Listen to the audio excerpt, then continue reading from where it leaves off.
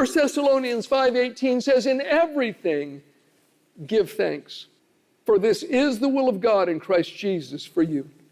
First, we need to have a thankful heart to God for His goodness, for His salvation, and all of the rich benefits that accompany it. A thankful heart attracts more blessings, while an ungrateful heart repels God's blessings. Years ago, the church that I served in, I had the privilege of taking groceries from the church pantry to families in need. And it was a joy to do that. And I remember there was a family that was in need. And so we took them like a week's worth of groceries, knocked on the door, brought the groceries in. And I still remember the wife and husband there. They started going through these bags of groceries. And they criticized us because their favorite foods weren't included. And they were so unthankful, like somehow they were doing us a favor, to receive the food from us. And I just still remember that critical, unthankful spirit, and I could not wait to get out of that house. Now, if they ever needed blessing again, I hope the church helped them. I just didn't want to be the one to bring it. There was just something so distasteful about that.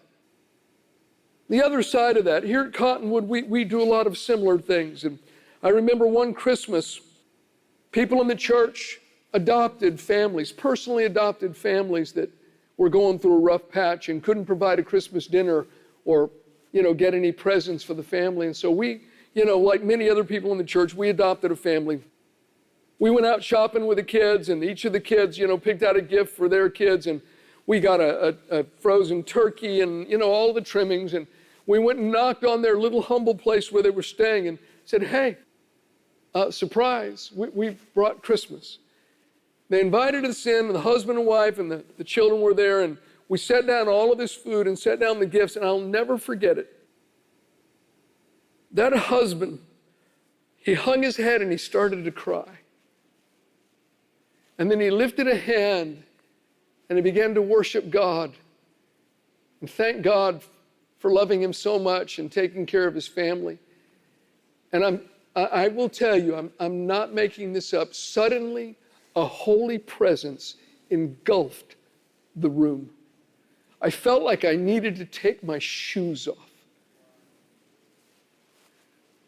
There was an unusual presence of God that literally filled the atmosphere in their little living room.